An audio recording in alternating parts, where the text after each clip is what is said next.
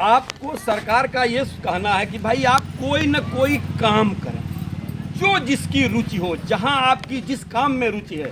अगर आपका भैंस पालने में रुचि है, गाय पालने में रुचि है, बकरी पालने में है, सिलाई में है, ब्यूटी पार्लर खोलने में, या कोई दुकान चलाने में, या अन्य किसी व्यवसाय में, किसी प्रकार की मान लीजिए खेती करना, जैसे मशरूम की खेती है, फूल की खेती है, या अन्य सब्जी की खेती, या और जो व्यावसायिक खेती है, दो चार मैं और बताऊंगा आपको। जहां आपकी रुचि है उस काम को करने के लिए होजरी का काम आजकल हमारे इस ज़िले में ODOP योजना में चयनित है। वो काम अगर 10 बहनें मिल करके होजरी, मतलब कि ये जो हाफ पैंट, फुल पैंट, जो इस तरह के लोअर वोअर बनते हैं, इनकी आप कपड़े लेके सिलाई करिए। तो इस काम में हम बैंकर आपको जो आर्थिक मदद चाहिए, जैसे उसको हम आपको कर्ज के रूप में उपलब्ध करा देंगे कि आप उस काम को आसानी से कर सकें। इसके अलावा अगर आपको ट्रेनिंग की ज़रूरत है तो आपके ज़िले में जिलाधिकारी कार्यालय के पीछे RTO दफ्तर के बगल में एक स्टेट बैंक का ट्रेनिंग सेंटर है। वहाँ साल भर महिलाओं की ट्रेनिंग होती है। आपको बाबू इसको देखो,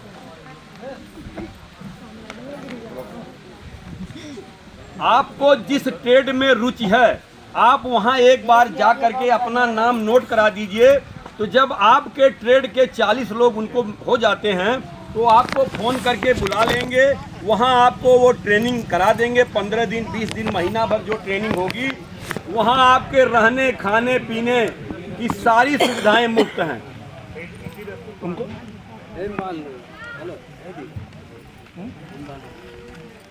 इसी तरह से पुरुषों के लिए भी ट्रेनिंग सेंटर सरकार ने खोल रखा है कौशल विकास केंद्र के रूप में।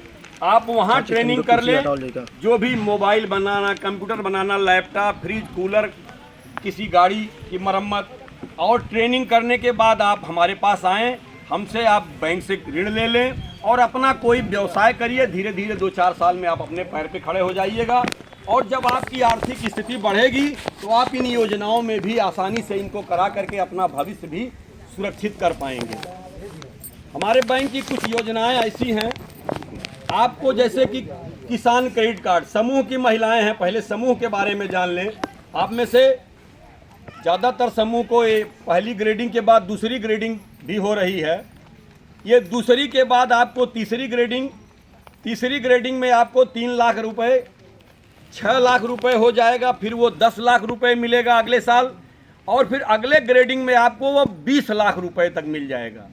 आप कल्पना करिए, जो काम आप अगर कुछ करना चाहें, कोई भी, मान लीजिए कि होजरी का काम ही 10 महिलाएं, 20 महिलाएं, 15 महिलाएं कर रही हैं, तो धीरे धीरे आपको जो पूंजी की ज़रूरत होगी, बैंक हर साल आपको बढ़ा के लिमिट 20 लाख तक बिना किसी बंधन, बिना किसी सिक्योरिटी के आपको मिल जाएगा कि आप अपना काम शुरू करें। ये सारा जितना भी फोकस है आपको आत्मनिर्भर बनाने पर है कि भाई आप आत्मनिर्भर बने, आपके हाथ में कुछ आमदनी बढ़े, आपके घर के जो खर्चे हों वो आसानी से मीट आउट हों। इसी कड़ी में बैंक KCC की 3 योजनाएं आपके लिए हैं। पहला तो जिनके नाम से खेत है उनको उनके खेत पे KCC मिल जाएगी। दूसरा, अगर आपके पास मान लीजिए आपने गाय भैंस पाल रखा है या बकरी पाल रखा है, तो उस गाय भैंस पर भी एक गाय पे 40,000, अगर 2 पशु होंगे तो 80,000, वो भी आपको KCC मिल जाएगा। आप जानती हैं कि KCC का कर्जा सबसे सस्ता कर्जा होता है। 3 लाख तक की KCC रिजर्व बैंक के गाइडलाइन के अनुसार 7% के ब्याज पर है। और अगर आपने 1 साल के अंदर उसको जमा कर दिया, चाहे 10 बार में, चाहे 1 बार में, चाहे 20 बार में, तो हम 3% आपका ब्याज वापस भारत सरकार उसको देती है। आपका ब्याज केवल 4% पे होगा। तो ये दोनों KCC 4% पे है। तीसरा एक KCC और मिल सकती है, लेकिन उसमें समूह की जो महिलाएं हैं वो उसके लिए पात्र नहीं हैं। आप चाहें तो अपने पतियों का 4-4, 5-5 का एक ग्रुप बनवा दीजिए, उसको कहते हैं JLG। आप ग्रुप बनवा दीजिए। आप में से बहुत से लोग जिनके पास ज़मीन नहीं है वो गांव में दूसरों की ज़मीन लेकर के खेती कर रहे हैं। तो ऐसे कृषक जो लोग दूसरे की ज़मीन पे खेती कर रहे हैं वो 4-4, 5-5 का ग्रुप बना लें और उसमें फिर उनको 25,000 से लेकर के 1 लाख तक केसीसी के लिए प्रति जो व्यक्ति है मिल जाएगा। मान लीजिए 5 व्यक्ति हैं तो आपको 1 लाख से 5 लाख तक मिल जाएगा, 5 लोगों को मिलाकर। और आप अपना खेती और अपना कोई उद्यम जो भी आप करना चाहें उस पैसे को अपना खेती में लगाएं, बाकी अगर कोई और आवश्यकता है तो उसको भी पूरा कर लें, तो वो भी ब्याज 7% होगा। तो ये तीनों केसीसी 7% है। इसके अलावा ट्रैक्टर की भी योजनाएं हैं। ट्रैक्टर की योजना में पहले जो 4-5 एकड़ की बात थी वो अब 2.5 एकड़ आ गई है कि 2.5 एकड़ खेत हो तो भी मिल जाएगा, 1 एकड़ खेत हो तो भी आपको ट्रैक्टर मिल जाएगा। अगर आप भूमिहीन हैं लेकिन किसी ढुलाई के काम में वो ट्रैक्टर का प्रयोग करेंगे तो भूमिहीन कृषक को भी ट्रैक्टर मिल जाएगा। इसी तरह से दुकान आदि के लिए आपको कर्जे की आवश्यकता है, आप अप्लाई करिए, आपको वह लोन भी मिल जाएगा। केसीसी कर्जा के बारे में जो थोड़ी बहुत चल रही है देहातों में अब भी भ्रांति, उसके बारे में थोड़ा सा डिस्कस कर लिया जाए। कुछ लोगों के मन में जो केसीसी कर्जा लिए हुए हैं अभी भी वो लालसा पिछली वाली चली आ रही है कि कोई सरकार आएगी तो गंगा पार करा देगी, माफ़ कर देगी, नहीं जमा करना पड़ेगा। हम आपसे गुजारिश कर रहे हैं कि इस भ्रांति से अब निकाल दीजिए।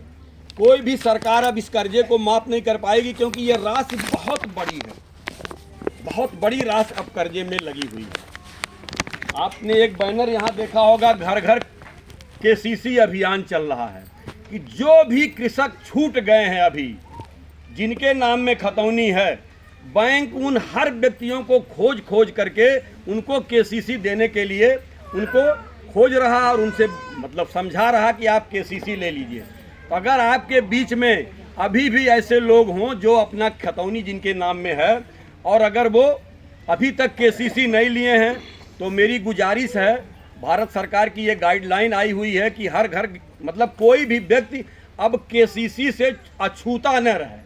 तो अगर अभी भी आपके बीच कोई बाकी हैं तो आप हमसे तत्काल बताएं, हम लोग आपको तुरंत केसीसी उपलब्ध करा देंगे। मैंने माफ़ी को उठाया था, जब पिछली बार माफ़ी हुई थी तो उस समय सरकार के सामने जब सरकार ने माफ़ी कर दिया तो हम लोग भौचक्के हो गए, क्योंकि जिन लोगों से हम लोगों ने थोड़ा सा बातचीत कह सुन करके दबाव डाल के जमा कराया था उनका माफ़ नहीं हुआ, जो लोग नहीं जमा किए हुए उनका माफ़ हुआ। तो हम लोग उन लोगों से आंख नहीं मिला पा रहे थे। तो हम लोगों ने अपनी आवाज़ सरकार के सामने रखा कि सर ये योजना आपकी गलत बन गई है, आपको योजना बनानी चाहिए कि जो जमा कर रहे हैं पहले उनको मदद करिए, फिर न जमा वालों की भी मदद करिए।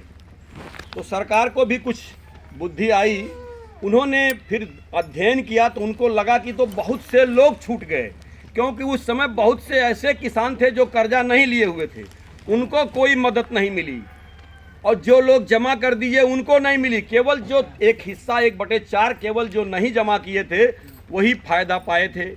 तब सरकार ने क्या नियम बना दिया अब कि हम हर किसान की मदद करेंगे, चाहे वो कर्जा लिया हो और चाहे न लिया हो। जिसके भी नाम में खतौनी है अब किसान सम्मान निधि के रूप में वो आप सबकी मदद कर रहे हैं। इसके अलावा अगर आपके मन में अभी भी है माफ़ी की बात, तो मैं आपको गणित जोड़ के बता रहा हूं कि आपको माफ़ी इंतज़ार करने में फ़ायदा है कि जमा करने में फ़ायदा है। आप अगर वेट करिए, अंदाज लगाइए तो 15 साल 20 साल में एक बार माफ़ी आई।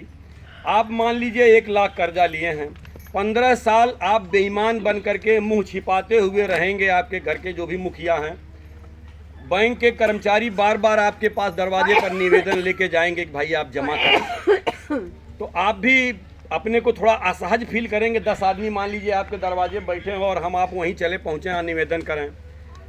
उन 15 सालों में आप 6,000 के दर से 15 छक्का 90,000 किसान सम्मान निधि पा जाएंगे। और मान लीजिए आप 1 लाख कर्जा लिए हैं, तो अगर वो हर साल आप जमा करते रहिए तो 1 लाख पे 7,000 ब्याज लगेगा, और उसमें से 3% माने कि 3,000 ब्याज हम हर साल आपको लौटाएंगे। तो 15 साल में 15 तियाँ 45,000, तो आपको ये फ़ायदा हो जाएगा। तो 90,000 उधर मिल गया, 45,000 इधर, 1,35,000 आपके घर पहुंच जाएगा। और अगर आप माफ़ी इंतज़ार कर रही हैं 1 लाख, तो वो धनराशि 15 साल में बढ़ते बढ़ते 3 लाख हो जाएगी। अब अगर मान लीजिए माफ़ी आ भी गई तो 75% माफ़ होगा, 25% आपको देना होगा। 3 लाख का 75%, 2,25,000 मान लीजिए माफ़ हुआ तो 75,000 देना पड़ा। 1 लाख आप कर्जा ली थी, 15 साल बेईमान बन करके मुंह छिपा के घूमते हुए रहे, और माफ़ कितना हुआ? केवल 25,000। 75,000 तो आपको देना पड़ गया। तो क्या हुआ? इससे बेहतर है केवल 25,000 का आपको फायदा हुआ। इससे बेहतर है कि आप हर साल जमा करिए तो 45,000 हम आपको फायदा दे देंगे। बैंक हर महीने जो ब्याज लौटाएगा वो आपको फायदा मिल जाएगा।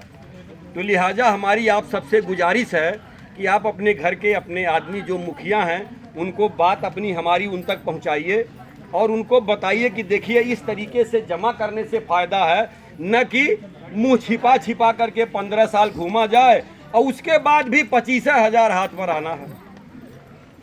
और एक नुकसान क्या होगा?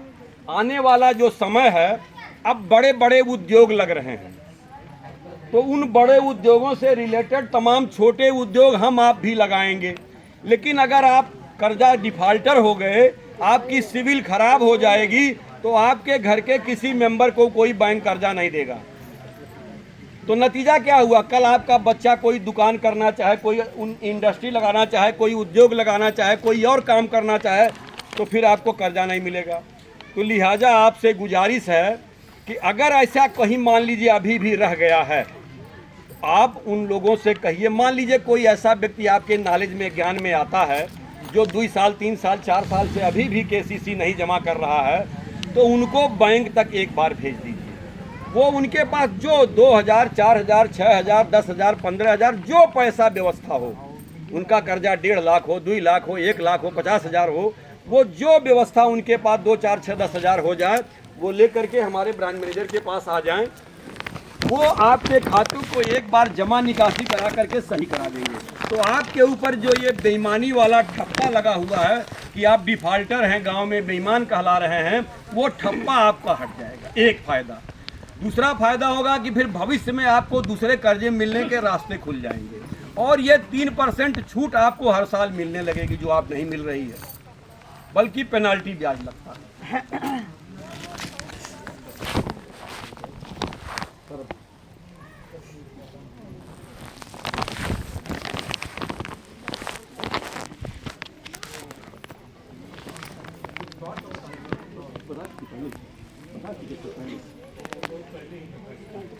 फिर से बता दे सर दोबारा। इतना कहाँ टाइम है, सबको पता है फ्रॉड कैसे हो रहा है। जी जी जी, नहीं हम कोई धोखा जरूर खाया है।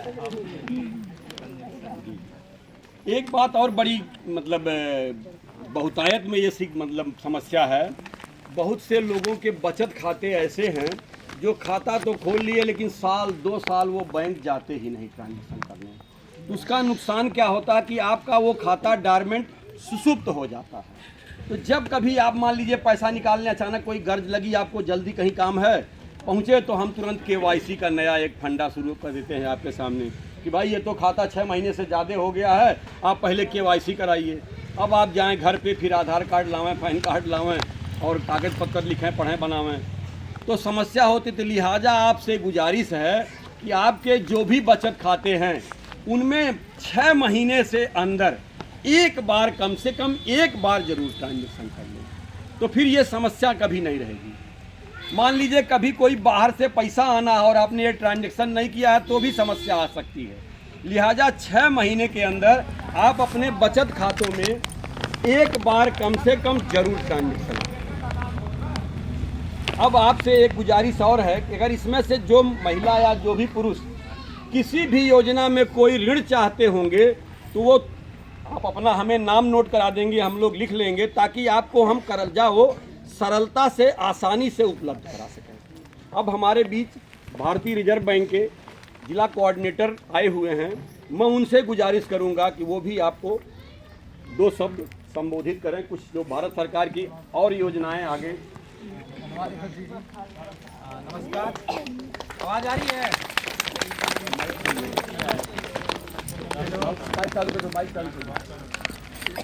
हेलो,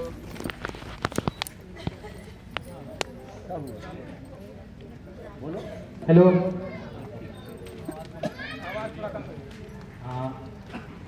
मैं भारतीय रिजर्व बैंक से आया हूँ और मेरा नाम नितिन कुमार है। और जैसा कि मैं सबसे पहले एसएससी को धन्यवाद देना चाहूँगा, जिन्होंने आपको बहुत अच्छी तरीके से जितनी भी स्कीम के बारे में समझाया।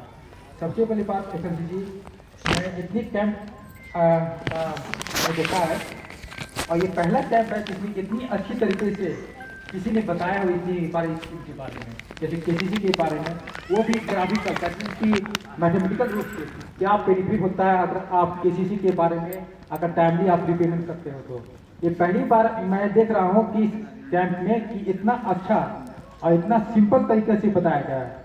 तो भारतीय रिजर्व बैंक के बारे में मैं पहले कुछ बताना चाहूँगा कि भारतीय रिजर्व बैंक करता क्या है। जैसे कि आपके घर में कोई बच्चे होंगे, बच्चे हैं, उसके उनके माता पिता होंगे, माता पिता के उसके ऊपर में उनके दादा दादी होंगे। तो जिस तरह घर का मुखिया सारे परिवार को कंट्रोल करता है, उसी तरह भारतीय रिजर्व बैंक सारे बैंक को कंट्रोल करता है। अगर किसी बैंक से आपकी समस्या है और वो बैंक आपकी समस्या का समाधान नहीं कर पा रहा है, तो उसका समस्या का समाधान आपको भारतीय रिजर्व बैंक के पास मिलता है। आपके पास बहुत सारे शिकायत होंगी। मैं क्योंकि स्कीम के बारे में ऑलरेडी बता चुके हैं तो उन पर नहीं जाना चाहूँगा। अब बात करेंगे कि अगर ग्राहकों की बात, आप लोगों की बात, अगर आपकी समस्या है, आप बैंक के पास हैं और बैंक आपकी समस्या का समाधान नहीं करता है, तो आप क्या करेंगे? कोई भी 1 महीना दौड़िएगा, 2 महीना, 3 महीना, यही होगा। दौड़ने की जरूरत नहीं है। हमारा मकसद कैंप से ये है आपको समझाना है कि आपको परेशान होने की जरूरत नहीं है और ना ही आपको ये सोचने की जरूरत है कि अगर मैं कोई आवेदन लेके गया, आवेदन अस्वीकृत हुआ या नहीं हुआ, उसके लिए मैं 4 महीने या 5 महीने दौड़ो बैंक में, तो वो नहीं, उसकी जरूरत नहीं है। जब भी आपकी कोई शिकायत है, उस शिकायत का निवारण बैंक को 30 दिनों के अंदर करना है। समझ गए? 30 दिन, उसके लिए आपको दौड़ने की जरूरत नहीं है। आप उन्हें गया, आपका खाता खुला, मान लीजिए कि आपके खाते से पैसे कट गए, आपने कोई ट्रांजेक्शन नहीं किया, पैसे कट गए, आपने शिकायत की बैंक में एक आवेदन मात्र देना है बैंक शाखा में कि सर मेरा ये पैसा कटा है जिसके बारे में कोई जानकारी नहीं है, ना ही मैंने ये पैसा का ट्रांजेक्शन किया है। 30 दिन के अंदर बैंक को उस समस्या का समाधान करना है। इसके लिए आपको दौड़ने का नहीं है कि ना कि आप बार बार दौड़ते रहिए 1 महीना 2 महीना। अगर आपकी समस्या का समाधान 30 दिनों के अंदर नहीं होता है, तो हमारे बैंकिंग लोकपाल में आप संपर्क कर सकते हैं। और उसके लिए किसी भी शिकायत के निवारण के लिए हम लोग एक शेयर देते हैं। दूसरी बात, आपको कोई ऋण आवेदन चाहिए, लोन चाहिए, अगर आपके पास प्रॉपर डॉक्यूमेंट है, दस्तावेज सही है, आपने बैंक में अप्लाई किया लोन, लेकिन बैंक शाखा बोल रहे हैं कि सर अब अगला हफ्ता आइएगा, फिर अगला हफ्ता आइएगा, तो ये मत सोचिए कि अगर आपका आवेदन सही है और आप अपना बैंक के शाखा प्रबंधक से अपना अच्छा टर्म जब बिगाड़ना नहीं चाहते हैं, इसलिए आप बैंक शाखा वाले बार बार आपको बोलते हैं कि 1 महीने के बाद आइए, 2 महीने के बाद आइए, तो भी दौड़ने की जरूरत नहीं है। अगर आपको लगता है कि आपकी दस्तावेज सही है और 15 दिनों के अंदर या 30 दिनों के अंदर आपका लोन सैंक्शन नहीं हुआ, तो तुरंत एक लेटर बैंक शाखा को दे दीजिए कि मेरा ये आवेदन है, इतना तारीख को मैंने आवेदन दिया था, ऋण का आवेदन दिया था, अगर मेरे दस्तावेज सही है और हमको ऋण पात्री को मिलना चाहिए अगर इस स्कीम के तहत और अभी तक नहीं मिला है, तो कृपया इसका निदान तुरंत करें। बस उसके बाद आप चुप हो जाइए, बैंक मत तोड़िए। 30 दिन के अंदर अगर नहीं करता है, तुरंत हमारे पास आप लेटर भेज दीजिए, उस लेटर की कॉपी के साथ कि हम लोग ने 1 महीना पहले आवेदन दिया और उस आवेदन पर अभी तक कोई बैंक शाखा हमको कोई जवाब नहीं दिया है। समझ गए? तो दौड़ने की जरूरत है बैंक के पास। हम लोग बैंक क्या है, बैंक क्या है, बैंक किसका है और ग्राहक की। ग्राहक और बैंक किसी के 2 पहलू है। अगर आप पैसा दीजिएगा, जमा कीजिएगा, उसी से बैंक बिजनेस भी करता है। शिकायत निवारण के बारे में मैंने बता दिया। शिकायत